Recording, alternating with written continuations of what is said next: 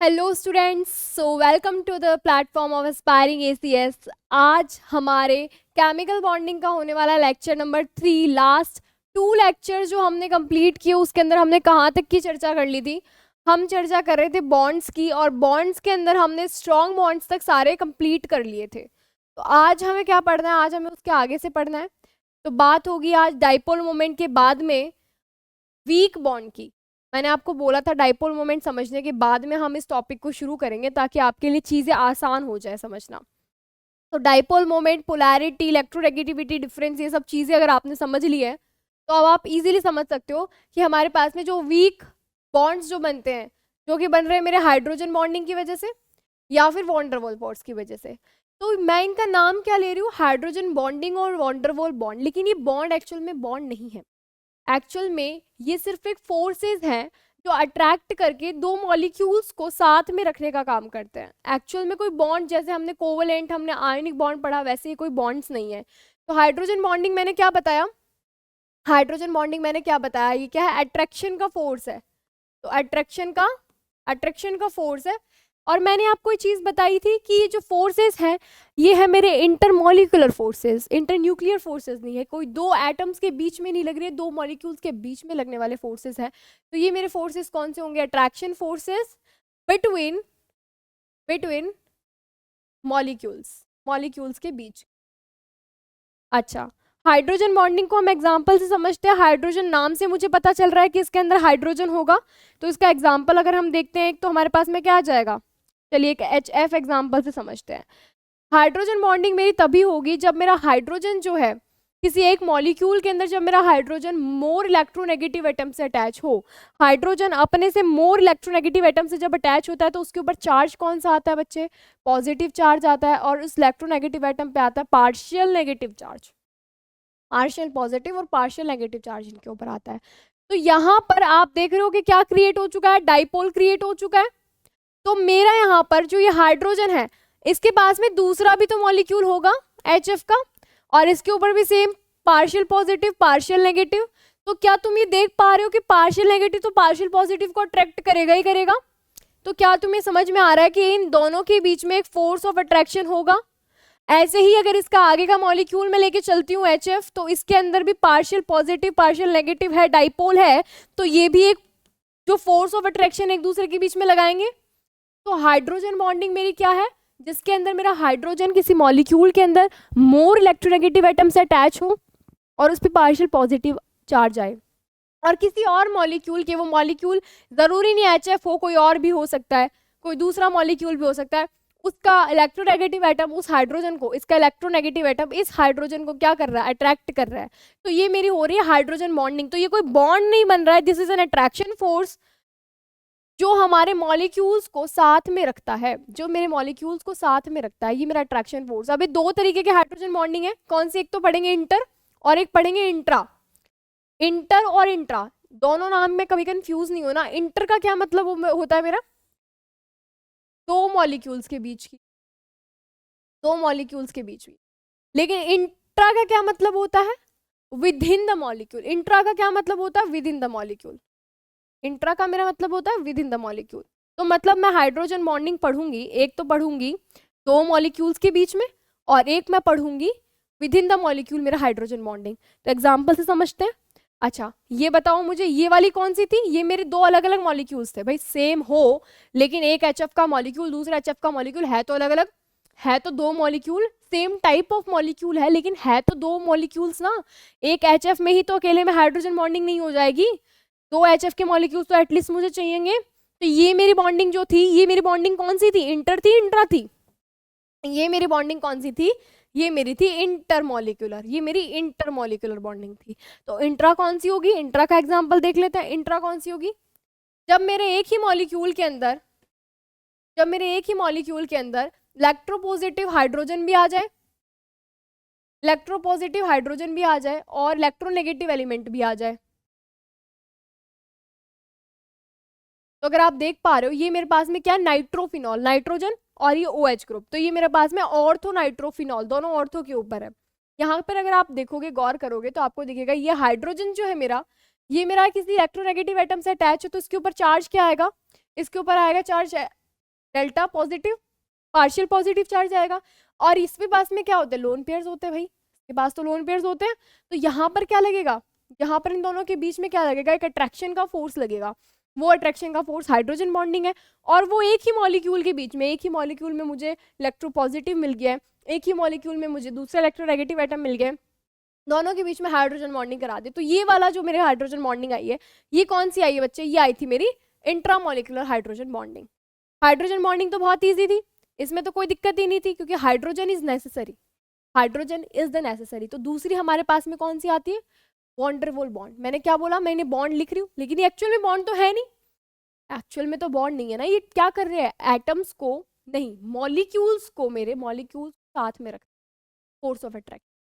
तो van der Waals bond क्या होता है मेरे, वो तो मुझे समझ में आ गया, वहां पे तो पोलैरिटी थी। यहाँ पर क्या है ऐसा जिसकी वजह से अट्रैक्शन हो रहा है दो मॉलिक्यूल्स के बीच में, तो यहाँ पर होता है मेरे पास में इलेक्ट्रॉन डेंसिटी में शिफ्ट। तो शिफ्ट इन इलेक्ट्रॉन डेंसिटी, यहाँ पर क्या होता है मेरे पास में, shift in electron density of a bond between atoms. Bond तो एटम्स के बीच में होंगे, तो एटम्स के बीच में जो बॉन्ड बने हुए हैं उनके बीच में इलेक्ट्रॉन है, एक बॉन्ड में 2 इलेक्ट्रॉन होता है। जब वो इलेक्ट्रॉन डेंसिटी मेरी शिफ्ट हो जाती है इधर उधर, तो उसको लेकर, अब इलेक्ट्रॉन डेंसिटी अगर मेरी शिफ्ट हो रही है तो तुम्हें नहीं लगता डायपोल क्रिएट हो जाएगा भाई। एक एटम ए है और एक एटम बी है, इसके अंदर 2 इलेक्ट्रॉन होते हैं। इस 2 इलेक्ट्रॉन को अगर मैं शिफ्ट कर दूं इधर उधर, मान लो ये मेरे थोड़े से शिफ्ट हो जाते हैं इधर, क्योंकि इलेक्ट्रॉन तो घूमते रहते हैं, क्यों शिफ्ट हो रहे हैं, घूमते रहते हैं इलेक्ट्रॉन। तो एक बार मान लो एक एटम के पास में इलेक्ट्रॉन डेंसिटी ज्यादा आ गई, तो भाई ये ज्यादा इलेक्ट्रोनेगेटिव नहीं हो गया, इस पे डेल्टा नेगेटिव, इस पे डेल्टा पॉजिटिव नहीं हो गया, डाइपोल क्रिएट नहीं हो गया क्या, हो गया ना डाइपोल क्रिएट। तो इसीलिए तो हमारे पास में फोर्स ऑफ अट्रैक्शन आ रहा है, इसीलिए तुम्हें मैंने डाइपोल मोमेंट पहले पढ़ाया है, ताकि तुम्हें पोलैरिटी और डाइपोल समझ में आ जाए। तो यहाँ पर क्या हुआ, इलेक्ट्रॉन डेंसिटी का शिफ्ट हुआ बॉन्ड के अंदर, और हमारे पास में पोलैरिटी क्रिएट हुई, और उसकी वजह से हमारे पास में वॉन्डरवॉल फोर्स काम करेंगे। अब वॉन्डरवॉल फोर्स जो है मेरे, वो मेरे 3 तरीके के होते हैं। देखो वॉन्डरवॉल जो फोर्सेस है मेरे, वॉन्डरवॉल फोर्सेस है मेरे 3 तरीके के होते हैं।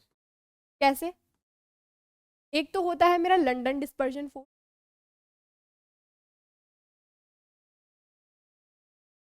एक तो होता है लंदन डिस्पर्जन फोर्स, और एक होता है मेरे पास में डाइपोल डाइपोल और एक होता है मेरे पास में dipole induced dipole, dipole induced dipole. क्या चीज़ है, इसको समझ लेते हैं, क्या चीज़ है ये। अच्छा, लंदन डिस्पर्जन फोर्स की जब मैं बात करती हूँ, देखो हो तो सारे के सारे मेरे वॉन्डरवॉल फोर्स ही है, और होंगे सारे के सारे पोलैरिटी के चेंज की वजह से। बस हमें ये समझना है थोड़ा बहुत जो डिफरेंस है इनमें कैसे आ रहा है। लंदन डिस्पर्जन फोर्स जो है ना, लंदन डिस्पर्जन फोर्स मेरे हर मॉलिक्यूल्स के ऊपर अप्लाई होते हैं। लंदन डिस्पर्जन फोर्स जो है मेरे सारे के सारे टाइप ऑफ मॉलिक्यूल्स के ऊपर अप्लाई होते हैं, हर तरीके के मॉलिक्यूल्स के ऊपर। लेकिन मेजरली ये मेरे रेस्पॉन्सिबल होते हैं जब हमारे डायटॉमिक हम गैसेस पढ़ते हैं जो नॉन पोलर होती है, नॉन पोलर है उनके बीच में अट्रैक्शन की वजह से। जैसे अगर मैं गैस बताती हूँ आपको I2 तो सॉलिड है खैर, लेकिन अगर आपको गैस भी बताती हूँ मैं, जैसे Cl2, ये हो गई, ये गैस है। तो ये मॉलिक्यूल नॉन पोलर है, ये मेरा लिक्विड होता है, ये नॉन पोलर है, ये भी मेरा नॉन पोलर है। तो I2 एक मॉलिक्यूल दूसरे I2 के साथ में कुछ ना कुछ फोर्स लगाएगा, वो फोर्स मेरा लंदन डिस्पर्जन फोर्स होगा। अगेन क्यों लगा रहा है ये, मैंने बोला ये लंदन डिस्पर्जन फोर्स जो है सारे के सारे मॉलिक्यूल्स के अंदर लगता है, हर तरीके के मॉलिक्यूल्स के अंदर प्रेजेंट होता है। लेकिन मेजरली हम इसे क्या बात है कि ये नॉन पोलर जो मॉलिक्यूल्स है इनके बीच में एक अट्रैक्शन का सोर्स है ये। अब ये क्यों होता है ये हमें पता चलेगा, अगर ये क्यों होता है तो हमें समझ में आ जाएगा कि हर जगह लगेगा। तो सीधी सी बात है, ये जो हमने बात लिखी है ना यहाँ पे कि shift in electron density of a bond of atom, यही चीज है कि जब हमारे एटम है, एटम के बीच में बॉन्ड है, बॉन्ड में इलेक्ट्रॉन्स है, इलेक्ट्रॉन्स की शिफ्टिंग हो जाती है, थोड़ी बहुत भी इधर उधर थोड़े बहुत मेरे इलेक्ट्रॉन्स हो जाते हैं, क्यों, क्योंकि इलेक्ट्रॉन्स मूव करते रहते हैं। तो जब थोड़ा बहुत इधर इलेक्ट्रॉन्स हो गए तो इलेक्ट्रॉन डेंसिटी ऊपर नीचे हो गई, उसकी वजह से डाइपोल क्रिएट हो गया, टेम्परेरी डाइपोल। ये एक वर्ड इंपॉर्टेंट क्या है यहाँ पे, टेम्परेरी डाइपोल क्रिएट। तो टेम्परेरी डाइपोल यहाँ पर क्रिएट हो जाता है ड्यू टू वही चीज, shift in electron density in bond. Shift in electron density in bond, उस वजह से मेरे पास में एक टेम्पररी डायपोल क्रिएट होता है और वो रेस्पॉन्सिबल होता है मेरे फोर्सेस के बीच में। तो सारे तरीके के मॉलिक्यूल्स के लगता है, लेकिन प्राइमरीली हमारे नॉन पोलर जो मॉलिक्यूल है उनको बांध के रखता है। अगला आता है हमारे पास में डाइपोल। डाइपोल, अच्छा नाम से ही पता चल रहा है कि एक मॉलिक्यूल होगा जिसमें डाइपोल होगा, दूसरा मॉलिक्यूल होगा जिसमें डाइपोल होगा। तो एग्जाम्पल के लिए हम देखते हैं कि हमारे पास में HOH, क्या है ये, वाटर है। अच्छा, इसके अलावा HCl ले लो, ये दोनों ही मेरे पोलर मॉलिक्यूल्स हैं, इन दोनों में ही डाइपोल है ऑलरेडी। अगर आप देखोगे तो ऑक्सीजन के ऊपर डेल्टा नेगेटिव चार्ज होता है, ये H जुड़े हुए इससे। ऐसे ही अगर आप HCl पे देखोगे तो इस क्लोरीन पे डेल्टा नेगेटिव और इस पे डेल्टा पॉजिटिव चार्ज, और यहाँ पर जो अट्रैक्शन होगा, again this is also hydrogen bonding, ये एग्जाम्पल ऑफ हाइड्रोजन बॉन्डिंग भी है, लेकिन ये एग्जाम्पल ऑफ डाइपोल डाइपोल भी है। क्यों? क्योंकि यहाँ पर डाइपोल क्रिएट हो गया है पोलैरिटी डिफरेंस, इलेक्ट्रोनेगेटिविटी डिफरेंस की वजह से। तो बहुत इजी चीज है ये। अगर अगले पे आती हूँ मैं डाइपोल, इंड्यूस्ड डाइपोल की अगर मैं बात करती हूँ, तो यहाँ पर आपको एक वर्ड दिख रहा है इंड्यूस। अगर आपको इस इंड्यूस का मतलब पता है ना, तो आपको वो भी पता है इंड्यूस क्या होता है बच्चे, इंड्यूस करना, जनरेट करना। उसके अंदर डाइपोल है नहीं, एक मॉलिक्यूल में होगा डाइपोल, दूसरे में डाइपोल नहीं होगा, तो हम इंड्यूस करेंगे, हम जनरेट करवाएंगे। कैसे जनरेट करवाएंगे? इस एक डाइपोल वाले मॉलिक्यूल से। इसका एक बहुत बेहतरीन एग्जांपल क्या होता है पता है? इसका एक बहुत बेहतरीन एग्जांपल है वाटर एंड ऑक्सीजन। आपको पता है पानी के अंदर ऑक्सीजन डिसॉल्व होती है, तभी तो हम एक्वेटिक एनिमल्स जो होते हैं वो पानी के अंदर रहते हैं, सर्वाइव कैसे कर रहे हैं वो, तो पानी के अंदर ऑक्सीजन तो डिसॉल्व है। तो उसका मेजर रीजन क्या है? उसका मेजर रीजन ये है डाइपोल इंड्यूस्ड डाइपोल। क्यों? क्योंकि वाटर का मॉलिक्यूल क्या है, उसमें तो पोलैरिटी है भाई, उसमें तो पोलैरिटी है, उसमें तो डाइपोल है पहले से। लेकिन O2 मेरा क्या है, O2 इज I2Br2Cl2 की जैसे नॉन पोलर है, इसमें कोई पोलैरिटी का डिफरेंस नहीं है। लेकिन होगा क्या, ये मेरा H, ये मेरा H, इस पे तो डेल्टा पॉजिटिव, इस पे डेल्टा नेगेटिव। लेकिन जब मेरा O2 इसके पास में आएगा, तो यहाँ पर ही नेगेटिव चार्ज को क्या करेगा, डिस्टॉर्ट करेगा, और यहाँ पर रिपल्शन होगा। भाई इलेक्ट्रॉन इसके पास भी है, इलेक्ट्रॉन क्लाउड इसके पास भी इलेक्ट्रॉन क्लाउड है, तो इनके बीच में क्या होगा, रिपल्शन होगा, और इसके इलेक्ट्रॉन्स को धक्का देगा, तो यहाँ पर पार्शियल पॉजिटिव जनरेट हो जाएगा और यहाँ पर पार्शियल नेगेटिव जनरेट हो जाएगा, और इनके बीच में अब क्या लगेगा, एक फोर्स लगेगा। तो ये हुआ कैसे, ये कैसे हुआ है, ये डाइपोल पहले से था, और एक डाइपोल मॉलिक्यूल ने दूसरे किसी नॉन पोलर मॉलिक्यूल के अंदर डाइपोल को इंड्यूस या जनरेट करवाया है, और फिर जो हमारे पास में फोर्स लग गया है वो हुआ है हमारा डाइपोल इंड्यूस्ड डाइपोल। तो यहाँ तक की जो हमारी बात थी वो क्या थी, हमारी वीक बॉन्ड्स की बात थी। वीक बॉन्ड में हमने बात की हाइड्रोजन बॉन्डिंग की और बात की वॉन डर वॉल्स फोर्सेस की। अब हमारे बॉन्ड्स जो है वो सारे कंप्लीट हो चुके हैं, क्योंकि हमने लुईस वाला भी पढ़ लिया, लुईस कंसेप्ट भी हमने पढ़ लिया। और हमने लुईस कंसेप्ट में क्या पढ़ा था कि उस बंदे ने दिया था ऑक्टेट का रूल, और वो कह रहा था कि हमारे जो इलेक्ट्रॉन्स है वो शेयर होते हैं, एटम्स जो इलेक्ट्रॉन्स को शेयर करते हैं या फिर ट्रांसफर करते हैं, जो भी है वो उसने डॉट से दिखाया था, सिंबल के ऊपर डॉट से दिखाया था, और बताया था कि शेयरिंग होती है इलेक्ट्रॉन्स की, और वो ऑक्टेट कंप्लीट करते हैं and then they become stable. ये उसने बताया। उसने क्या कोई शेप बताई कि बन तो गया, चलो मान लिया शेयरिंग हो गई, बन तो गया, लेकिन बनने के बाद में शेप बताओ भाई, शेप बताओ उसकी। उसने शेप नहीं बताई, तो उसके लिए हमारे पास में आती है VSEPR थियरी। अगला हमारा क्या होगा, valence shell electron pair repulsion theory. इसके नाम से ही पता चल रहा है कि इसमें वैलेंस शेल तो हमारा इन्वॉल्व होगा, और वैलेंस शेल के इलेक्ट्रॉन्स इन्वॉल्व होंगे। ये थ्योरी आई हमारी शेप बताने के लिए, किसी भी कंपाउंड जो है हमारा मॉलिक्यूल जो फॉर्मेशन हुआ है बॉन्ड फॉर्मेशन के बाद में, उसकी शेप बताने के लिए थ्योरी आई। तो सबसे पहली बात तो ये थ्योरी क्या कहती है मुझे, कि हमारे वैलेंस शेल के इलेक्ट्रॉन ही होते हैं जो कि मेरे बॉन्ड फॉर्मेशन में पार्टिसिपेट करते हैं। तो ये कहती है कि only the valence shell electrons participate in bond formation. ठीक है, दूसरी चीज, ये तो लुईस ने भी कहा था, दूसरी चीज इसने क्या कही थी कि उन इलेक्ट्रॉन्स के अंदर क्या होता है, रिपल्शन। तो there is a repulsion between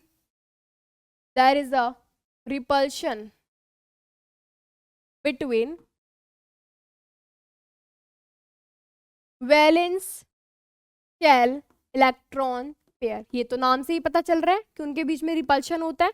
अब अगर उनके बीच में रिपल्शन होगा तुम्हारी किसी से नहीं बन रही है तो तुम क्या करोगे, उस इंसान से डिस्टेंस मेंटेन करोगे ना, तो दूर भागोगे ना तुम उस इंसान से। तो ये भी क्या करेंगे, सेम चीज करेंगे। अगर इलेक्ट्रॉन इलेक्ट्रॉन के बीच में रिपल्शन हो रहा है तो वो क्या होंगे, दूर भागेंगे। और दूर भागेंगे, कितना ही दूर भागेंगे भाई, एटम से बाहर तो निकल के जाएंगे नहीं, तो अपने आप को, मॉलिक्यूल से बाहर तो निकल के जाएंगे नहीं, तो अपने आप को बस अरेंज करेंगे ऐसे वे में कि उनको मैक्सिमम डिस्टेंस एक दूसरे के बीच में मिल जाए। तो होगा क्या, हमारे पास में रिपल्शन हुआ, तो उसकी वजह से क्या होगा, electron pair,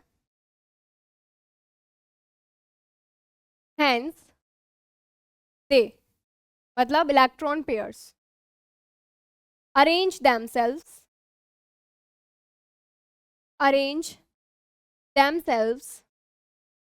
in such a position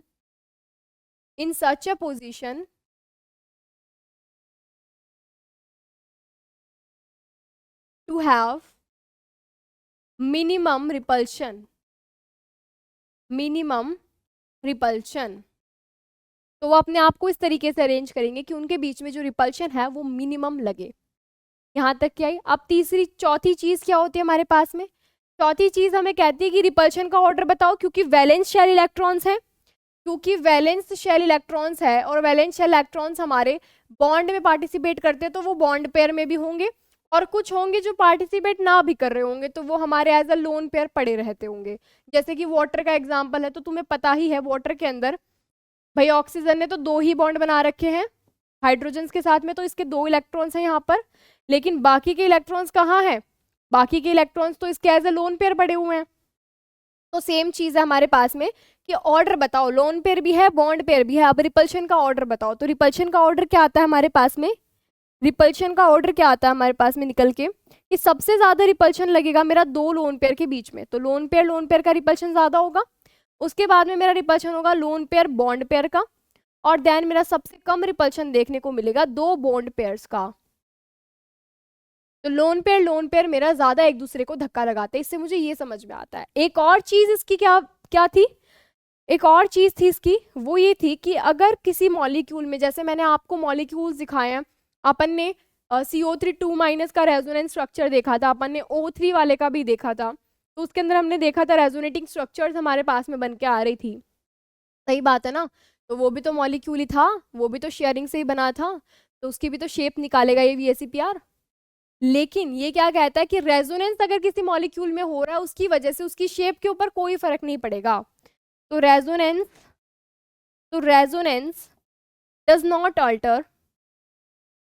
not alter the shape of any molecule। तो ये कहता है कि किसी भी मॉलिक्यूल की शेप रेजोनेंस से प्रभावित या रेजोनेंस से इफेक्ट नहीं होगी। तो अब हम देखते हैं, इसने ये तो पॉस्टुलेट्स हो गए हमारे पास में, ये सब तो क्या हो गए बच्चे, पॉस्टुलेट्स हो गए कि उसने क्या क्या कहा। मुद्दे की बात पे आओ, मैम मुद्दे की बात बताओ कि उसने शेप बताई है, तो शेप कैसे बताई है। तो शेप इन्होंने बताई है 2 कैटेगरीज में डिवाइड करके। अगर आप देखोगे कि इसने एक तो बताया था जियोमेट्री ऑफ मॉलिक्यूल, जिसमें सेंट्रल एटम के पास में कोई भी लोन पेयर नहीं हो, या फिर उन जियोमेट्री ऑफ मॉलिक्यूल जिनमें सेंट्रल एटम के पास में एक या एक से ज्यादा लोन पेयर हो। तो हम इन दोनों केसेस को क्या करेंगे, हम तो इन दोनों केसेस को साथ में पढ़ेंगे, लोन पेयर और नो लोन पेयर के केसेस को हम साथ में पढ़ेंगे। तो सबसे पहले हम देखेंगे कि किसी भी मॉलिक्यूल के अंदर हमारे पास में टोटल इलेक्ट्रॉन पेयर कितने होंगे। सबसे पहले हम क्या चीज देखेंगे, टोटल इलेक्ट्रॉन पेयर कितने होंगे ये देखेंगे। फिर उसके बाद देखेंगे कि इलेक्ट्रॉन पेयर में तो भाई बॉन्ड पेयर भी आता है या लोन पेयर भी आता है, तो हमारे पास बॉन्ड पेयर और लोन पेयर का क्या रेशियो रहेगा वो हम देखेंगे कि बॉन्ड पेयर कितने हैं प्लस लोन पेयर कितने हैं, क्योंकि bond pair plus lone pair ही हमारे टोटल इलेक्ट्रॉन पेयर हैं। वैलेंस की बात कर रहे हैं हम, किसकी बात कर रहे हैं,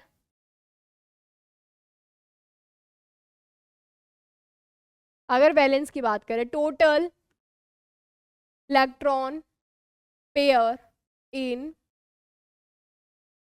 वैलेंस शेल। समझ में आई बात, ठीक है। तो हम देखेंगे फिर इनके अंदर बॉन्ड पेयर और लोन पेयर का कितना रेशियो है। फिर हम आएंगे बच्चे इसकी जियोमेट्री पर, अच्छा, और उसके बाद में हम देखेंगे शेप, और शेप और जियोमेट्री अलग होती है, हाँ बिल्कुल अलग होती है, वो भी हम देखेंगे कि कैसे अलग होती है। एक एक करके हम सारे केस उठाते हैं इनके, एक एक करके हम सारे केस उठाते हैं इनके। देखो पहला केस आता है हमारे पास में टोटल इलेक्ट्रॉन पेयर अगर हमारे पास में दो होते हो, अगर दो पेयर होते हो मेरे पास में, एक पेयर का तो क्या पढ़ोगे बच्चे, टोटल इलेक्ट्रॉन पेयर एक होंगे, तो या तो हो सकता है वो एक पेयर लोन पेयर की जैसे पढ़ा हो, या फिर हो सकता है वो बॉन्ड बना के बैठा हो। अब इसकी क्या शेप निकालोगे तुम, तो हम टोटल इलेक्ट्रॉन पेयर दो से स्टार्ट करते हैं, तो दो से जब स्टार्ट होंगे तो इलेक्ट्रॉन्स मेरे पास में चार होंगे। अब बॉन्ड पेयर हो सकता है कि दोनों के दोनों इलेक्ट्रॉन पेयर मेरे बॉन्ड पेयर बना के बैठे हो, या फिर हो सकता है कि एक बॉन्ड पेयर हो और एक मेरे पास में लोन पेयर हो। आई बात समझ में, एक हो सकता है कि दोनों ही लोन पेयर हो। अब महारथी बच्चों मुझे एक चीज बताओ, दोनों लोन पेयर होंगे तो उसकी क्या शेप निकालोगे भाई, उसने किसी के साथ में बॉन्ड ही नहीं बनाया है ना, तो ये केस तो हटा दे बच्चे, हटा दो। ये देखो एक ही बॉन्ड बनाया हुआ है, तो ए बी टाइप मॉलिक्यूल है, ए बी है, ए बी की क्या शेप निकालोगे भाई, लीनियर ही आएगी। इस ए बी है, ये ए है मेरा, ये बी है, इसको कैसे भी रखो तुम, ऐसे रखो ऐसे रखो ऐसे रखो, उल्टा नीचे ऊपर कैसे भी रखो, शेप तो वही आएगी, लीनियर ही रहेगी। तो ये केस भी नहीं पढ़ना, खत्म करो। बचा क्या, दो बॉन्ड पेयर हो, दो बॉन्ड पेयर होंगे तो भी बहुत इजी सी बात है कि हमारे पास में अगर ए मॉलिक्यूल है उसने दो बॉन्ड बनाए हुए हैं, तो दो बॉन्ड भाई रहना तो एक दूसरे से क्या चाहेंगे, मैक्सिमम डिस्टेंस पे, वही तो VSEPR कह रहा था। अब इस दो बॉन्ड को ऐसे मत बना देना तुम कि मैम ये लो, ऐसे भी तो बना सकते हैं, अपनी मर्जी से ऐसे कैसे बना रहे हो, तो मैक्सिमम डिस्टेंस पे रहेंगे, क्यों, क्योंकि रिपल्शन लगता है, हालांकि कम रिपल्शन लगता है बॉन्ड पेयर में, लेकिन रिपल्शन तो लगेगा। तो हमारे पास में जो जियोमेट्री आई है वो क्या आई है हमारे पास में, लीनियर, लीनियर ही दिख रहा है ना तुम्हें, मुझे तो लीनियर दिख रहा है, तो ये लीनियर आई है, और शेप भी इसकी क्या आ गई है बच्चे, लीनियर आ गई है। अच्छा दूसरे दूसरे के ऊपर आते हैं, दूसरा केस क्या होगा, जब मेरा हमारे पास में टोटल वैलेंस इलेक्ट्रॉन क्या हो जाएंगे, तीन हो जाएंगे। टोटल वैलेंस इलेक्ट्रॉन मेरे पास दूसरा केस क्या बनेगा, जब तीन हो जाएंगे। अब तीन इलेक्ट्रॉन सेम हम इसको क्या करेंगे, रेशियो में डिवाइड करेंगे। अच्छा हो सकते हैं कि तीनों बॉन्ड बना के बैठे हो, ये लो तीनों बॉन्ड बना के बैठे हो, या हो सकता है दो तो मेरे बॉन्ड पेयर हो और एक मेरा क्या हो, एक मेरा लोन पेयर हो, या फिर ऐसा हो सकता है कि मेरे पास में एक बॉन्ड पेयर हो और मेरे पास में दो लोन पेयर हो। गिन लो आएंगे तो तीन ही, दो एक तीन, दो एक तीन, तीन, ये हमारे केस हो सकते हैं। अब मुझे बताओ एक बॉन्ड पेयर, अगेन वही बात, एक बॉन्ड पेयर का क्या शेप निकालोगे तुम, हटाओ इसे, तो हम पढ़ेंगे ये दो केस। अब जब मेरे पास में तीन बॉन्ड पेयर होंगे तो मतलब तीन एटम के साथ में बॉन्ड बनाएगा वो AB3 टाइप मॉलिक्यूल, और ए मेरा यहाँ पर है, तो वो किस तरीके से बॉन्ड बनाएगा कि उनके बीच में जो रिपल्जन होगा वो सबसे कम होगा। तो कैसे अरेंज करूँ इसको, तो इसको मैं अरेंज कर दूँ कुछ ऐसे कि इनके बीच का एंगल क्या हो जाए, 120 हो जाए, तो ये सारे के सारे प्लेन में भी आ जाएंगे और एक दूसरे से मैक्सिमम डिस्टेंस के ऊपर भी आ चुके हैं। तो हमारे पास यहाँ से जो ज्योमेट्री निकल के आती है वो क्या निकल के आई, क्या दिख रहा है तुम्हें, ट्राइगन, ट्राइगनल, और क्या दिख रहा है, प्लेनर, एक प्लेन के अंदर है, तो क्या निकल के आई मेरे पास में, ट्राइगनल प्लेनर, क्या निकल के आई है ज्योमेट्री मेरे पास, ट्राइगनल प्लेनर। अच्छा और जो इसकी जियोमेट्री है इसकी शेप भी वही रहेगी, इसके लिए तो इसकी शेप भी यही रहेगी, ट्राइगनल। मैम शेप समझ नहीं आ रही, जब वही लिखना है तो अलग अलग क्यों बोल रहे हो, अभी समझ में आएगी ना, अभी समझ में आएगी, अभी कैसे समझ में आएगी तुम्हें, ये देखो ये वाला केस लेते हैं, अगर हम दो बॉन्ड पेयर और एक लोन पेयर का केस, तो अब देखो हमें कुछ नहीं करना, तीन बॉन्ड पेयर थे उसी में से एक हटा दिया, लोन पेयर लगा दिया, तो हमारे पास में ये एक मॉलिक्यूल है, इसमें ये दो थे ना और ये तीन थे, इसमें से एक हटा दो और उसकी जगह लगा दो लोन पेयर, लगा दिया। अब ये स्ट्रक्चर कैसा दिख रहा है तुम्हें, ये स्ट्रक्चर कैसा दिख रहा है, क्या तुम्हें वी शेप दिख रहा है, क्या तुम्हें वी शेप दिख रहा है, तो वी शेप ही है ये मेरे पास में कौन सा जियोमेट्री है, ये मेरे पास में जियोमेट्री तो इसकी यही रहेगी। जब मैं बात करूँ टोटल वैलेंस इलेक्ट्रॉन्स मेरे पास में तीन होंगे, तीन पेयर होंगे, तो जियोमेट्री तो मेरी इस केस के लिए भी यही रहेगी और इस केस के लिए भी यही रहेगी। अगर और कोई केस बनता तो उसके लिए भी मेरी जियोमेट्री तो ट्राइगोनल प्लेनर ही रहती, तो शेप मेरी बदल जाती है। तो ये जो शेप है ना, ये शेप मेरी बदल गई है जब ये केस आया है। तो अब ये शेप क्या हो गई है, ये शेप हो गई है मेरी वी शेप या फिर बेंट शेप, वी या फिर बेंट शेप मेरी ये हो चुकी है। आई बात समझ में, तो यहाँ तक हमारा खत्म हुआ total valence electron, total electron pair in valence shell 3 number तक के। तो अब आते हैं चौथे पर, जब हमारे पास में 4 हो जाएगा तब कहानी क्या होगी, 4 का पढ़ लेते हैं। तो अगर हमारे पास में टोटल इलेक्ट्रॉन पेयर जो है वो हमारे पास में 4 हो जाए। 4 हो जाए मतलब चारों के चारों या तो बॉन्ड बना रहे होंगे, या फिर हो सकता है मेरे 3 बॉन्ड बना रहे हों और एक मेरा क्या बना रहा हो, लोन पेयर हो, या फिर हो सकता है कि 2 बॉन्ड बना रखे हो और 2 ही लोन पेयर हो, या फिर 1 बॉन्ड पेयर हो और 3 लोन पेयर हो। अब मुझे बताओ, ये केस तो फिर से नहीं बनेगा, हटा दो इसे। चलो 2 बॉन्ड पेयर, यहाँ तक के हम केस पढ़ते हैं। अच्छा, पहली बात हमारे पास में 4 बॉन्ड बनेंगे, तो किसी एटम के करस्पॉन्डिंग 4 बॉन्ड बनाने हो, अगर ये एटम है मेरा, इसके करस्पॉन्डिंग 4 बॉन्ड बनाने हो, तो तुम कैसे बनाओगे? यही बनाते हो, याद आया कुछ? CH4 मीथेन टेट्राहेड्रल, वही तो बनेगा। तो हमारे पास में ज्योमेट्री क्या निकल के आती है? टेट्राहेड्रल। अब यहाँ पर कोई स्क्वायर प्लेनर मत बना देना भगवान, नहीं तो कल्याण कर दोगे तुम यहाँ पे। तो यहाँ पर टेट्राहेड्रल ही बनेगा, स्क्वायर प्लेनर मत बना देना। ये मेरी ज्योमेट्री आ गई, तो इसके लिए तो शेप भी मेरी यही रहेगी, तो TD लिख दूँ इसको, तो इसके लिए तो मेरी शेप भी यही रहेगी। अच्छा, ये वाले केस देख लेते हैं हम। ये वाला केस क्या कहता है मुझे कि ये जो 4 आपने बनाए हैं ना, 4 आपने बॉन्ड बनाए हैं, इनमें से एक को गायब करो और उसकी जगह लोन पेयर लगा दो। चलो लगाते हैं। अगर मेरे पास में ये है और 3 ये है मेरे पास, इसकी जगह, एक की जगह मैं लोन पेयर लगा दूं, तो तुम्हें पता चल रहा है कि नीचे की तरफ ट्राइंगल बन रहा है, तो ट्राइगनल, और एक ऊपर की तरफ, क्योंकि लोन पेयर मेरा शेप में काउंट होगा, वैलेंस शेल में है ना लोन पेयर भी, तो वो शेप में तो काउंट होगा। तो मेरे पास क्या आएगा इसकी शेप आएगी ट्राइगोनल पिरामिडल। इसकी शेप क्या आएगी मेरे पास? Trigonal pyramidal. तो अब तुम्हें समझ में आया ना कि हमारे पास में शेप और ज्योमेट्री कैसे डिफरेंट कर रही है। तो ये हमारी जो शेप निकल के आई है वो इसकी निकल के आई है, ये आई है मेरी इस मॉलिक्यूल की, ये मेरी इस मॉलिक्यूल की आई है, ये इसकी आई है। अच्छा, अब आते हैं इस केस के ऊपर। ये केस मेरा क्या कहता है, जब 2 बॉन्ड पेयर हो और 2 लोन पेयर हो, तो क्या करेंगे हम, इसके अंदर से 2 हटा देंगे भाई, ये एक हटाया और ये दूसरा हटा दिया, तो बचे क्या, 1 और 2, ऐसे ही तो है, एक ही बात है भाई, ऐसे कर दो। तो अब क्या तुम और देख पा रहे हो कि हमारे पास ये वाली जो शेप है, अगेन ये वही शेप बन के आई है, V शेप, ये वाली शेप ऐसे है, और एक लोन पेयर यहाँ पर है, एक लोन पेयर यहाँ पर है, तो क्या शेप बन के आई है, V शेप ही बन के आई है।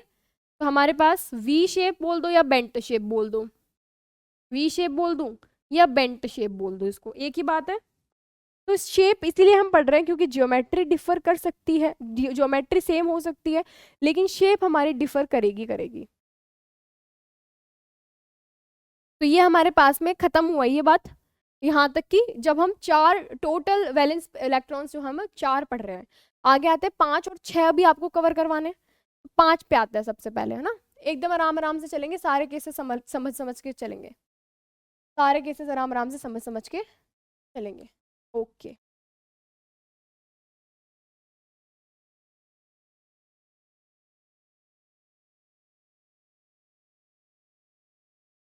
तो हमारे पास में अगला केस आता है जब हमारे पास में टोटल जो होंगे 5 होंगे, 5 वैलेंस शेल इलेक्ट्रॉन पेयर होंगे।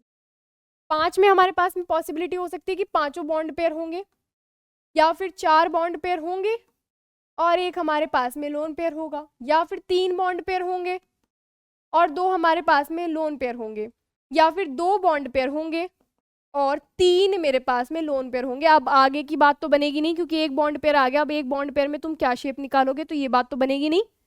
यहाँ तक कि 4 केसेस मुझे इस 5 वाले के अंदर पढ़ने हैं। कैसे? अगर कोई सेंट्रल एटम के पास तुम्हें 5 बॉन्ड बनाने हो तो 5 एटम के साथ जोड़ोगे ना, उन्हें 5 एटम के साथ जोड़ोगे। तो यहाँ पर हम कैसे जोड़ेंगे 5 एटम के साथ, देखो 1 2 3, ये तो 3 हो गए, एक ऊपर की तरफ बच्चे और एक नीचे की तरफ।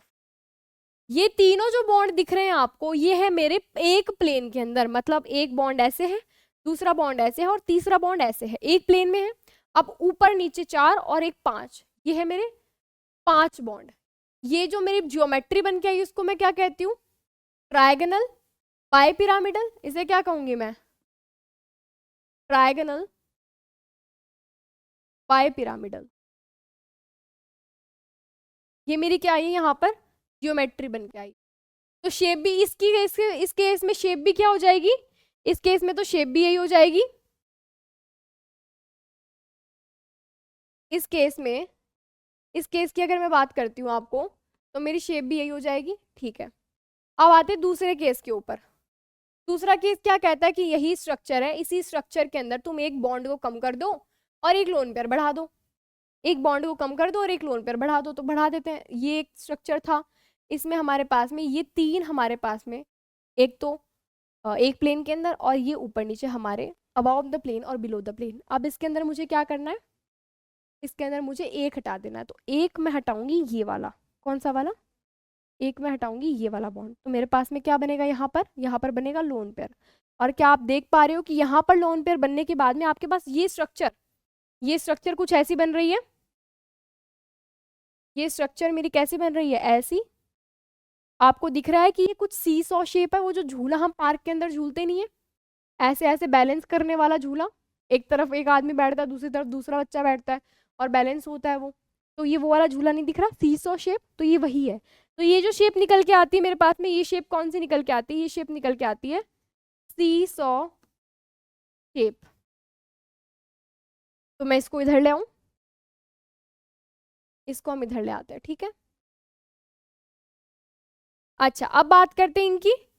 अगर इसी के अंदर मुझे 3 बॉन्ड पेयर और 2 लोन पेयर लगाने हो, तो मैं क्या करूंगी, मैं दोनों लोन पेयर मैं सिमेट्रिकली लगाऊंगी ऊपर की तरफ, मिनिमम रिपल्शन, क्योंकि लोन पेयर के बीच में ज्यादा रिपल्शन होता है, तो मिनिमम रिपल्शन के लिए इनको 180 डिग्री मेरे पास ऑप्शन है, तो लगा दूंगी ना। तो हमारे पास अब क्या बनेगा, तुम्हें दिख रहा है कि सिर्फ हमारे पास 1, 2 और 3 बॉन्ड बचे हैं, तो ये तो हमारी ट्राइगोनल प्लेनर नहीं आ गई वापस से, तो ये हमारी क्या आ गई, ये आ गई हमारी शेप जो आ गई ट्राइगोनल प्लेनर। फिर से याद रखना, जियोमेट्री तो इनकी सेम ही है, जियोमेट्री तो इनकी सेम ही चल रही है बच्चे। तो हमारे पास ये जो शेप आ गई, ये आ गई हमारे पास में ट्राइगोनल प्लेनर की, ठीक है, ये शेप आ गई हमारे पास ट्राइगोनल प्लेनर की। अब आते हैं लास्ट केस पे। इस लास्ट केस में क्या बात हो रही है कि हमारे पास एक वापस से सेंट्रल एटम है, लेकिन इस बार 3 लोन पेयर है। इस बार मेरे पास में क्या है, 3 लोन पेयर है। 3 लोन पेयर को मैं कैसे लगाऊंगी, देखो 1, 2, 3, 4 और 5, ये था मेरे पास में। इसमें से मुझे 3 लोन पेयर लगाना है, तो तीनों लोन पेयर में क्या करूंगी मैं, 1, 2 और 3, यहाँ पर एक लोन पेयर आएगा, यहाँ पर एक लोन पेयर आएगा और यहाँ पर एक लोन पेयर आएगा। अब ये मेरे पास शेप क्या बनी, लीनियर। ये शेप कौन सी बन के आ गई, लीनियर शेप बन के आ गई मेरे पास में। और कहाँ से आ गया, अच्छा, और मेरे पास में ज्योमेट्री क्या रहेगी, सेम रहेगी, ज्योमेट्री मेरे पास में क्या रहेगी, सेम रहेगी। ये केस है इसका।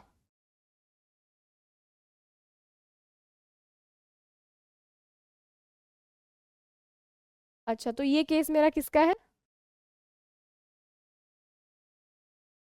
इस वाले का केस, लास्ट वाले का केस। यहाँ तक हमारे पास में टोटल वैलेंस इलेक्ट्रॉन पेयर जब 5 होंगे उसकी कहानी खत्म हो चुकी।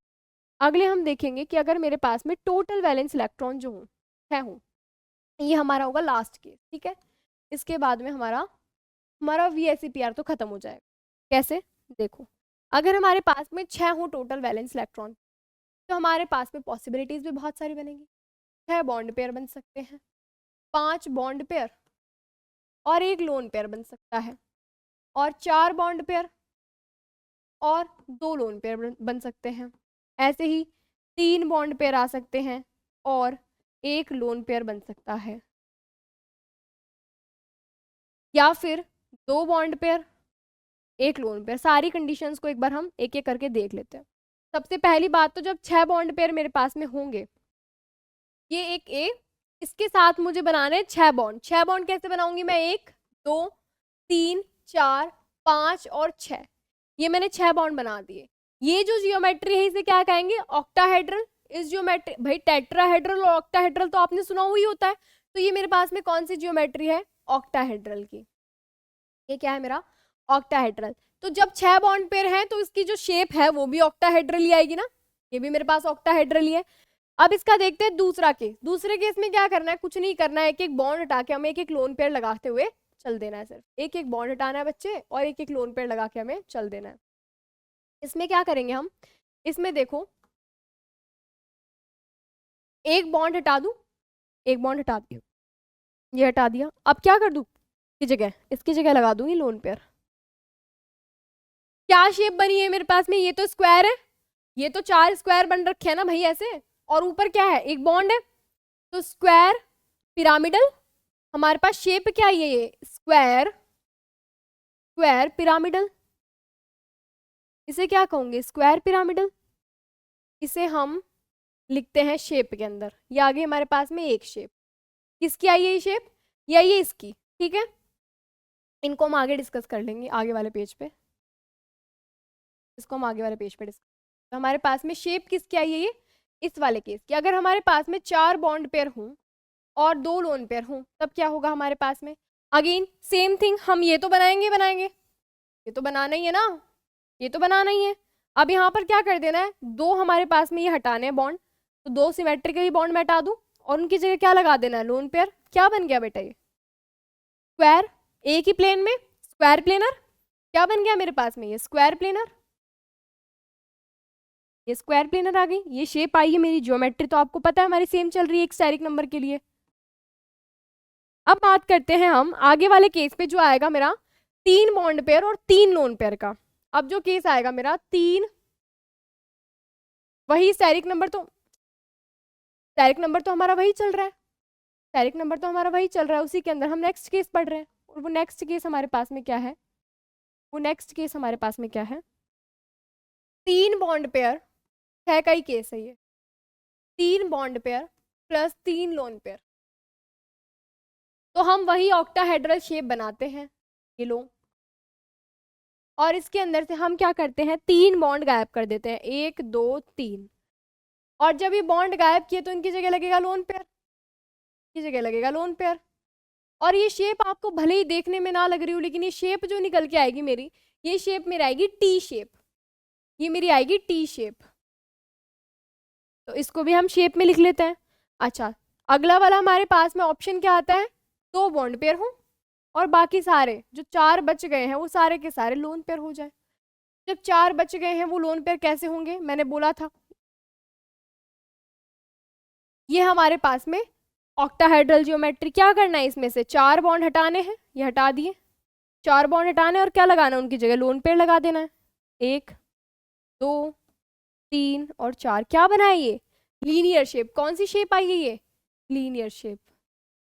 ऑल्दो इनके अंदर हमारे पास में रिपल्शन बहुत ज़्यादा होता है लोन पेयर के बीच में, तो बहुत कम मॉलिक्यूल्स आपको देखने को मिले, लेकिन हमारे पास में अगर शेप निकल के आती है इस अकॉर्डिंग हम कैलकुलेट करते हैं, तो शेप हमारे पास में इसकी क्या आएगी, लीनियर शेप। यहाँ तक हमने क्या देखा, VSEPR को यूज करके, इन VSEPR को यूज करके, तो पोस्टुलेट्स थे, VSEPR को यूज करके मैंने स्ट्रक्चर्स कैसे निकाली हैं। जब भी आपको कंपाउंड मिले तो आपको क्या करना है, सबसे पहले उसके अंदर total electron, valence electron pair आपको देखने पड़ेंगे। वो कैसे देखना है, क्योंकि सारा खेल तो यहीं से है, सारा खेल तो यहीं से है ना बच्चे, यहीं से है सारा खेल, तो कि तुम्हें ये पता होगा ना, तब तुम जाके ये प्रोसेस, और तब तुम जाके ये प्रोसेस पर पहुंच पाओगे। तो ये निकालना भी हम बहुत इजी तरीके से सीखेंगे, जब हम हाइब्रिडाइजेशन पढ़ेंगे तब हम बहुत इजी तरीके से ये निकालना सीखेंगे। अब हमारी शेप तो निकल चुकी है, लेकिन अभी भी कुछ लिमिटेशंस हमारे VSEPR के रह जाते हैं, VSEPR के अभी भी कुछ लिमिटेशंस रह जाते हैं। क्या, पहली प्रॉब्लम थी कि ऑक्टेट का तुमने बता दिया लुईस ने कि शेयरिंग होती है, लेकिन प्रॉब्लम क्या आई कि उसने शेप नहीं बताई। शेप का प्रॉब्लम सॉल्व हुआ तो एक और दूसरी प्रॉब्लम आती है। दूसरी प्रॉब्लम क्या आती है मेरे पास में कि ये तो बता दिया शेप बनेगी, शेयरिंग होगी, लेकिन ये तो बताओ कि वो शेयरिंग कैसे होगी, क्योंकि इलेक्ट्रॉन्स तो मेरे ऑर्बिटल में है, तो ऑर्बिटल एक एटम का और दूसरे एटम का कैसे शेयरिंग कर रहे हैं, वो प्रोसेस तो तुमने बताई नहीं है, तो लिमिटेशंस क्या हो गई इसकी, मेरी लिमिटेशंस क्या हो गई VSEPR की, कि इन्होंने हाउ शेयरिंग हैपनिंग, मतलब how sharing of electron is happening, how sharing of electron are taking place, तो ये कैसे हो रही है ये नहीं बताया। ये हमारे पास में क्या था, एक मेजर ड्रॉबैक VSEPR का था, जिसको ओवरकम करने के लिए हमारे पास में एक नई थ्योरी आती है, जो है वैलेंस बॉन्ड थ्योरी, जो हमें पूरा क्या बताएगी कि हमारे यहाँ पर बॉन्ड आखिर में कैसे बन रहा है, मतलब इलेक्ट्रॉन में एक्चुअल में शेयरिंग जो हो रही है वो कैसे हो रही है, और उस शेयरिंग से एक्चुअल में जो बॉन्ड फॉर्मेशन हो रहा है वो कैसे हो रहा है, वो हमें समझाएगी VBT, इसकी चर्चा करते हैं अब। वैलेंस बॉन्ड थ्योरी में क्या है हमारे पास में, हमें ये बताएगी कि हमारे पास कैसे शेयरिंग हो रही है, ठीक है। तो हमारे पास हमें पता है एटम है, ये एक एटम है, ठीक है, और इनके इलेक्ट्रॉन्स दोनों को इलेक्ट्रॉन्स की जरूरत है, तो वो शेयरिंग करेंगे। वो शेयरिंग कैसे करेंगे, इलेक्ट्रॉन्स कहाँ होते हैं, इलेक्ट्रॉन्स होते हैं ऑर्बिटल के अंदर। तो एक एटम का ऑर्बिटल दूसरे एटम का ऑर्बिटल दोनों आएंगे, ये ऑर्बिटल है, दोनों के ऑर्बिटल पास आएंगे और ये क्या करेंगे, एक दूसरे से ओवरलैप करेंगे। ये क्या करेंगे, एक दूसरे ओवरलैप करेंगे, ब्रेक आएंगे, और जो इनके बीच के जो इलेक्ट्रॉन्स थे अब वो इनके बीच में आ चुके हैं, ये इलेक्ट्रॉन्स, इलेक्ट्रॉन इसके इलेक्ट्रॉन तो बीच में आ चुके हैं दोनों एटम के। तो अब ये क्या हो गई, शेयरिंग ऑफ तरीके से क्या फॉर्मेशन हो बॉन्ड का, यही बताती है वैलेंस बॉन्ड थ्योरी। लेकिन ये ओवरलैपिंग को हम पूरा डिटेल में समझे, इसने ओवरलैपिंग को कैसे कैसे समझा। सबसे पहली बात इसने क्या बोली मेरे पास में, कि जो बॉन्ड फॉर्मेशन होता है वो कैसे होता है, ऑर्बिटल्स, एटॉमिक ऑर्बिटल्स के ओवरलैपिंग से। तो हम कह सकते हैं कि atomic orbitals overlap to form bond, overlapping की वजह से। अब जो हमारे पास में जो ऑर्बिटल्स आ रहे हैं ओवरलैपिंग की, एक एटम का दूसरे एटम का जो ऑर्बिटल आ रहा है ओवरलैपिंग के लिए, दोनों हमारे हाफ फिल्ड होने चाहिए, तभी तो शेयरिंग होगी। फुल फील्ड होगा या फिर एक के पास कुछ नहीं होगा तो वो आयनिक बॉन्ड वाला मामला हो गया। यहाँ पे तो हम शेयरिंग की बात कर रहे हैं, कोवेलेंट की बात कर रहे हैं। तो हमारे पास में क्या होगा, atomic orbitals, atomic orbitals should have या should be half filled, should be half filled. Completely filled तो होना ही नहीं चाहिए ना भाई, कंप्लीटली फिल्ड होगा तो शेयरिंग कैसे होगी, तो वो हाफ फिल्ड होने चाहिए। तीसरी बात, हाफ फिल्ड में भी मानो एक इलेक्ट्रॉन ये दे रहा है, एक इलेक्ट्रॉन ये दे रहा है, तो दोनों इलेक्ट्रॉन की जो स्पिन है वो अपोजिट होनी चाहिए, और वो भी टू बी प्रिसाइज हमारे पास में बॉन्ड फॉर्मेशन के बाद में स्पिन अपोजिट होनी चाहिए। अगर मानो एक एटम ए है और एक एटम बी है, तो इसके अंदर इसकी स्पिन ये थी और इसकी स्पिन ये थी और दोनों पास में आए और बॉन्ड बना लिए, बहुत अच्छी बात है, ऑपोजिट स्पिन में ही बॉन्ड बनेगा। लेकिन अगर इसकी स्पिन भी ये थी और इसकी स्पिन भी ये थी, तो ये जब पास में आएंगे बॉन्ड बनाएंगे तो उस टाइम पे इनकी स्पिन एक की चेंज हो जाएगी, और बॉन्ड फॉर्मेशन के बाद में तो स्पिन हमारी क्या होगी, दोनों की ऑपोजिट ही रहेगी। तो हम क्या लिख सकते हैं यहाँ पर कि बॉन्ड या फिर after overlapping, after overlapping, overlapping के बाद में the bond will have two electrons with opposite spin, with opposite spin। आई बात समझ में। अब क्योंकि बात चल ही ओवरलैपिंग की रही है, तो ये भी तो बात होगी कि ओवरलैपिंग कितनी होगी, कम होगी, ज्यादा होगी, थोड़ी होगी, कैसे होगी। तो अगर मेरे पास में ओवरलैपिंग हो रही है तो मैं बोलती हूँ एक तो गुड ओवरलैपिंग, एक बैड। बैड मतलब ओवरलैपिंग कम हो रही है। ओवरलैपिंग है क्या बच्चे, ओवरलैपिंग क्या है कि ऑर्बिटल्स एक दूसरे के अंदर आके घुस रहे हैं, वही तो ओवरलैपिंग है। एक दूसरे के ऊपर आके चिपक रहे हैं, एक दूसरे के अंदर घुस रहे हैं, वही मेरी ओवरलैपिंग है। तो अगर मेरी ओवरलैपिंग ज्यादा होगी, मीन्स एक्सटेंट ऑफ ओवरलैपिंग ज्यादा है, तो वो जो बॉन्ड फॉर्म होगा वो मेरा स्ट्रॉन्गर बॉन्ड फॉर्मेशन होगा। अब तुम सोच रहे होगे कि अगर स्ट्रॉन्गर बॉन्ड फॉर्मेशन हो रहा है, एकदम ही घुसा दो ऑर्बिटल को एक के ऊपर एक, लेकिन भाई ऑर्बिटल में तो इलेक्ट्रॉन डेंसिटी है ना, एकदम तो पूरे ऊपर कैसे घुस जाएंगे, उनके न्यूक्लियस भी तो है फिर बाद में एटम्स के, रिपल्शन नहीं लगेगा क्या, तो एकदम एक के ऊपर एक तो कभी आ नहीं सकते वो। तो सिर्फ ओवरलैपिंग हो सकती है, और ओवरलैपिंग के अंदर भी हम क्या देख सकते हैं, एक्सटेंट ऑफ ओवरलैपिंग की कम हो रही है ज्यादा हो रही है। तो अगर extent of overlapping is more, तो we will be having a stronger bonds, ठीक है। तो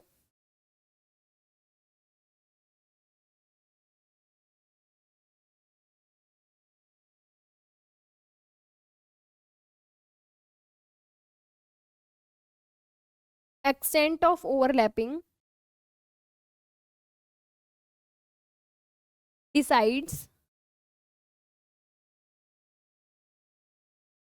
the bond strength, ये कह सकते हैं हम, ठीक है, decides the bond strength। अच्छा, यहां तक हमने कितनी बात कर ली, हर बात में हम कह रहे हैं ओवरलैप, हर बात में हम क्या कह रहे हैं ओवरलैपिंग, हर बात में हम क्या कह रहे हैं ओवरलैपिंग। तो अब हमें ओवरलैपिंग को समझ लेना चाहिए, तुम्हें नहीं लगता ऐसा। कि हमें ओवरलैपिंग को समझ लेना चाहिए। अगर मैं बात करती हूँ ओवरलैपिंग की, तो ओवरलैपिंग को हम बहुत अच्छे से समझेंगे। आखिर में हो क्या रहा है, ऑर्बिटल्स हैं, तो ऑर्बिटल्स तुम्हें पता है ऑर्बिटल्स ही ओवरलैप कर रहे हैं बच्चे।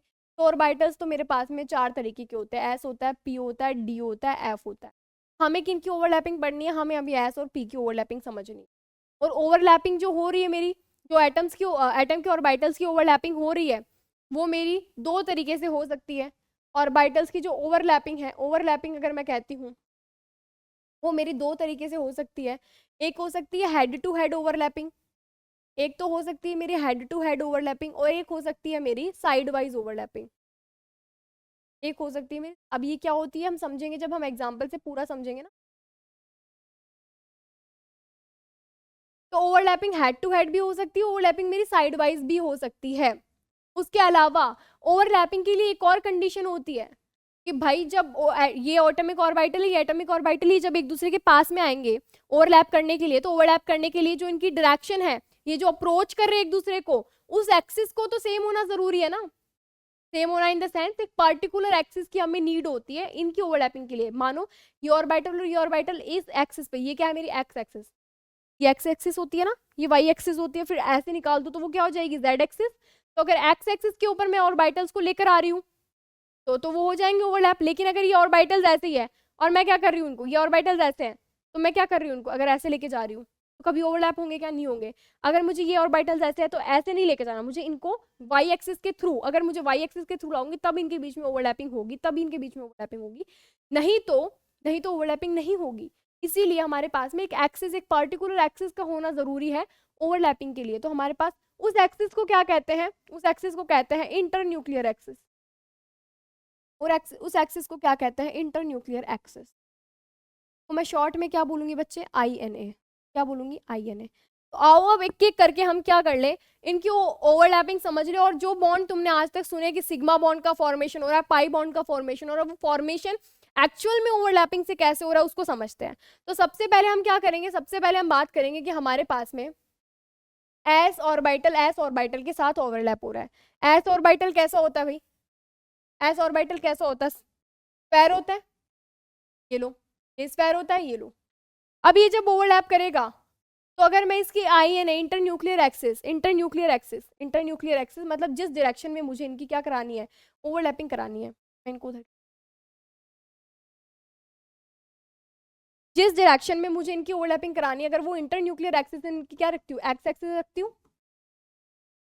अब इनकी क्या कराती हूँ, ओवरलैपिंग कराती हूँ। एक्स के अलोंग मैं इनको मूव कराती हूँ, एक्स एक्सिस रखी ना तो एक्स के अलोंग मूव कराती हूँ। तुम्हें दिख पा रहा है कि इसके अंदर ओवरलैपिंग हो रही है, क्या तुम्हें ये रीजन ऑफ ओवरलैपिंग दिख रहा है। तो ये ओवरलैपिंग की वजह से क्या होगा, मेरे पास में बॉन्ड फॉर्मेशन, और एक जगह से ओवरलैपिंग हुई है तो मेरे पास में सिग्मा बॉन्ड का फॉर्मेशन यहाँ पर देखने को मिलेगा। ये चीज समझ में आई। अगर मैं इसमें एक्स की जगह में वाई भी रख दूं ना, अगर मैं इसकी जगह एक्स की जगह में वाई भी रख दूं ना, तो देखो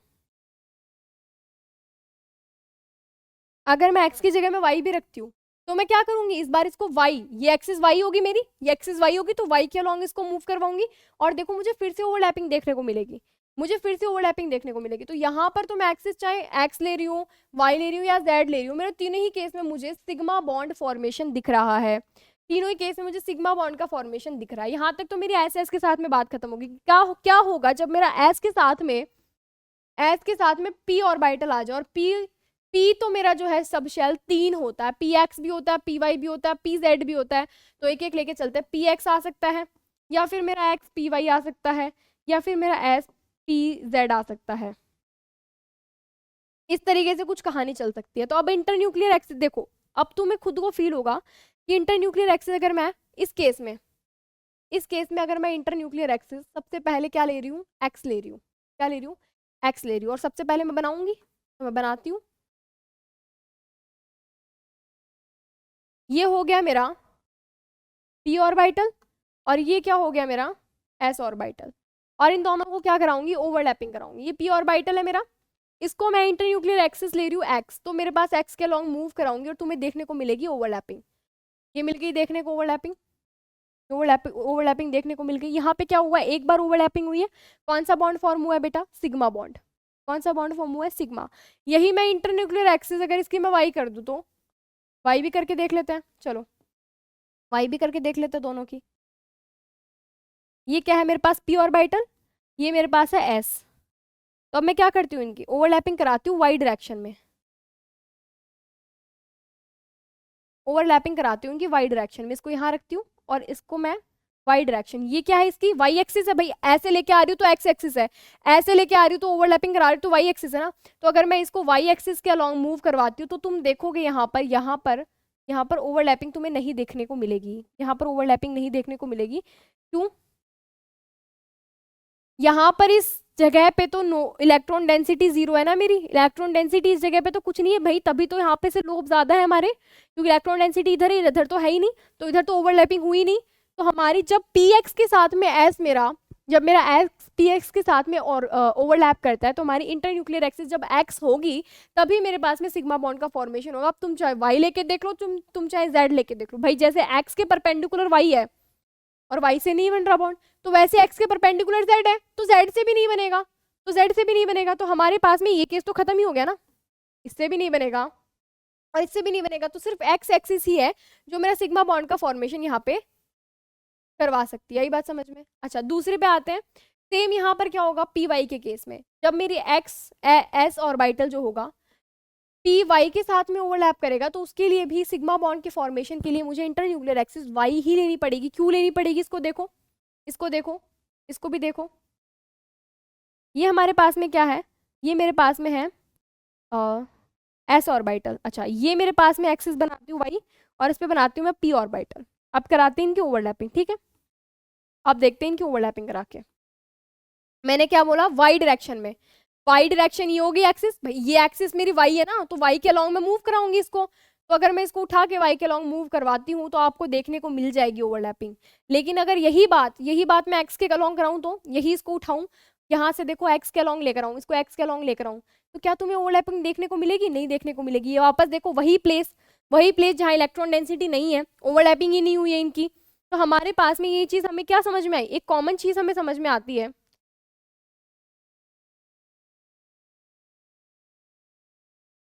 एक कॉमन चीज मुझे समझ में आती है कि मेरे पास में जब मुझे ओवरलैपिंग करानी है ना एस के साथ में पी एक्स की, तो मेरे पास में इंटरन्यूक्लियर एक्सिस उस टाइम पे एक्स होनी चाहिए, और अगर पी वाई के साथ में करानी है तो मुझे इंटरन्यूक्लियर एक्सिस वाई होनी चाहिए। तो इसका मतलब अपने आप ही अगर जेड के साथ में करवानी है पी जेड के साथ में, तो इंटरन्यूक्लियर एक्सिस जेड ही होनी चाहिए। आ गई बात समझ में? तो हमारे पास में फॉर्मेशन कौन से बॉन्ड का हो रहा है बच्चे? सब जगह सिग्मा और सिग्मा बॉन्ड का फॉर्मेशन होगा। तो अब हम केस देखते हैं, एस पी एक्स का देख लिया, एस के साथ में पी ऑर्बिटल का देख लिया, तो अब हम देखते हैं अगर हमारे पी और पी की ओवरलैपिंग हो रही होगी तो वो कैसी होगी। पी और पी की ओवरलैपिंग, ये पी और पी की ओवरलैपिंग अगर होगी तो वो कैसी होगी? देखो, पी की ओवरलैपिंग हम कराते हैं पी एक्स की पी एक्स के साथ में, पी वाई की पी वाई के साथ में, और पी जेड की पी जेड के साथ में। ये समझो, फिर बताऊंगी कि पी एक्स की पी वाई के साथ में क्यों नहीं करा रहे। अच्छा, पी एक्स बनाते हैं, एक्सिस एक्सिस हमारे पास में ये पी एक्स और ये पी एक्स। अब क्या कराएं इनको? इनकी इंटरन्यूक्लियर एक्सिस में लेती हूँ, इंटरन्यूक्लियर एक्सिस इसके लिए मैं लेती हूँ एक बार एक्स एक्सिस, तो एक्स एक्सिस के अलॉन्ग मूव कराओ इसे, इस एक्स एक्सिस के अलॉन्ग मूव कराओ। हो रहा है ना बॉन्ड फॉर्मेशन? हो रहा है ना बॉन्ड फॉर्मेशन? कौन सा बॉन्ड फॉर्मेशन हुआ? ये कौन सा बॉन्ड फॉर्मेशन हुआ? एक जगह ओवरलैपिंग, सिग्मा बॉन्ड नहीं दिख रहा तुम्हें? एक जगह ओवरलैपिंग हो रही, सिग्मा बॉन्ड का फॉर्मेशन हो गया ना यहाँ पे। तो जब मैंने इंटरन्यूक्लियर एक्सिस क्या ली, एक्स ली, तो मेरे पास में फॉर्मेशन हुआ सिग्मा बॉन्ड का। अब मैं क्या ले रही हूँ? इंटरन्यूक्लियर एक्सिस में ले रही हूँ वाई। तो देखते हैं क्या होता है। तो फिर से हम क्या करते हैं, फिर से हम बनाते हैं वापस से यही सेम चीज, ये एक, अच्छा, और ये दूसरा, ठीक है? यहाँ पे भी बनाते हैं हम पी एक्स और पी एक्स। इस बार हम क्या करते हैं, इंटरन्यूक्लियर एक्सिस वाई ले रहे हैं, तो हम वाई ऑर्बिटल के वाई एक्सिस के अलॉन्ग इनको अप्रोच करवाएंगे। तो जब भी वाई एक्सिस के अलॉन्ग अप्रोच करेंगे तो हमारे पास में, आप देख पा रहे हो कि हमारे पास में ओवरलैपिंग दो जगह देखने को मिलेगी। हमारे पास में ओवरलैपिंग जो है दो जगह देखने को मिलेगी, एक तो यहाँ देखने को मिलेगी और एक यहाँ देखने को मिलेगी।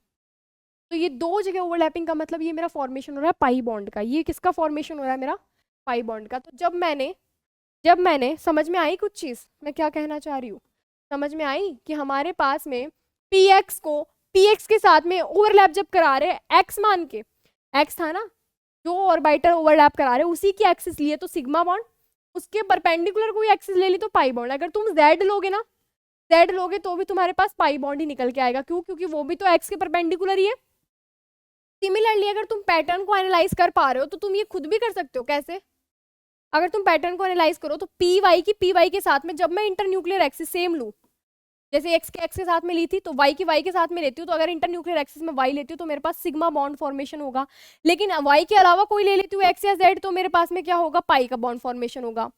इसके अंदर भी यही होगा। अगर मैं INA ले रही हूँ, इंटरन्यूक्लियर एक्सिस में ले रही हूँ, जेड है तो जेड ले लेती हूँ, जेड लूंगी तो मेरे पास में सिग्मा बॉन्ड का फॉर्मेशन होगा। जेड के अलावा अगर मैं एक्स या वाई ले लेती हूँ तो मेरे पास में पाई बॉन्ड का फॉर्मेशन यहाँ पर देखने को मिलेगा। तो ये थी हमारी सेम की ओवरलैपिंग। अच्छा, हम पी एक्स की पी वाई के साथ में नहीं पढ़ रहे, देखो पी एक्स की पी वाई के साथ में करा के देखते हैं। अब पी एक्स की पी वाई के साथ में करा के देखते हैं। एक और ये हमारे पास में एक, ये हमारे पास में क्या है? ये पी एक्स है और ये है हमारे पास में पी वाई। ठीक है, पहले इनकी ओवरलैपिंग करा के देखते हैं हम एक्स डायरेक्शन में। हर इंटरन्यूक्लियर एक्सिस लेके करवा के देखते हैं। ठीक है, चलो क्या कर रही हूँ। चलो तो हम क्या करते हैं, इनको पहले तो हम एक्स एक्सिस के साथ मूव कराते हैं। तो एक्स एक्सिस में यहाँ पे मूव कराऊंगी। देखो क्या हुआ, क्या हुआ? बॉन्ड फॉर्मेशन हुआ क्या? नहीं हुआ ना। यहाँ पर क्या ओवरलैपिंग हुई? नहीं हुई। तो एक्स एक्सिस के अलॉन्ग तो नहीं हो रही। चलो कोई बात नहीं, नहीं हो रही होगी तो हम वाई एक्सिस के अलॉन्ग करा के देखते हैं। आ जाओ वाई एक्सिस नीचे, वाई एक्सिस के अलॉन्ग कराते हैं। वाई एक्सिस के अलॉन्ग कराओ। हो रही है क्या ओवरलैपिंग? नहीं हो रही है ना। एक्स एक्सिस के अलॉन्ग हो रही ना वाई एक्सिस के जेड के अलॉन्ग भी नहीं होगी। जेड मैं आपको परपेंडिकुलर से बोर्ड के अंदर से निकाल के नहीं दिखा सकती, but you can have that imagination कि एक्स के परपेंडिकुलर ही होगा। जैसे एक्स के परपेंडिकुलर वाई है वैसे एक्स के परपेंडिकुलर जेड भी होगा। तो जब वाई से नहीं बन रहा है तो जेड से कैसे बनेगा? तो यहाँ पर मेरी ओवरलैपिंग, तुम कोई सी भी एक्सिस देख लो, तुम इसके अंदर INA कुछ भी ले लो, मेरे पास ओवरलैपिंग देखने को नहीं मिल रही। एक्स लो, वाई लो, जेड लो, मेरे पास में कोई बॉन्ड फॉर्मेशन देखने को नहीं मिल रहा है। हमने क्या देखा यहाँ पर? बहुत इजी तरीके से देखा था कि एस को सबसे पहले एस के साथ में ओवरलैप करा के देखा, सिग्मा बॉन्ड। फिर एस को हमने पी ऑर्बिटल तीनों के साथ में ओवरलैप करा के देखा, सिग्मा बॉन्ड। और फिर हमने पी को जब पी के साथ में कराया, पी को जब पी के साथ में कराया तो सेम इंटरन्यूक्लियर एक्सिस पे तो एक्स मिला, और हमें ऑपोजिट या परपेंडिकुलर इंटरन्यूक्लियर एक्सिस ले रही तो हमें पाई बॉन्ड के फॉर्मेशन होती। यहाँ तक हमारी बात समझाती है वीबीटी। वीबीटी कहती है कि ऑर्बिटल की जो ओवरलैपिंग है वो किस तरीके से होती है और कौन से ऑर्बिटल के ओवरलैप से हमारे पास कौन से तरीके का बॉन्ड का फॉर्मेशन हो रहा है। तो यहाँ तक की बात आपको समझ में आई होगी, यहाँ तक की बात क्लियर है। तो यहाँ पर हमारे पास में वीबीटी खत्म होती है। इसके बाद में हम जो टॉपिक करेंगे वो हम करेंगे हाइब्रिडाइजेशन से, जो मैं आपको बोल रही थी कि मैं आपको total number of valence electron pair निकालना सिखाऊंगी। तो यहाँ तक आज हम लेक्चर खत्म करते हैं अपना, यही रोकते हैं। उम्मीद है आपको समझ में आया होगा, और अगर कुछ डाउट रहा हो तो आप कमेंट करके पूछ सकते हो। तो अगले लेक्चर में हम हाइब्रिडाइजेशन से स्टार्ट करेंगे। So till now take care, bye bye, have a good day.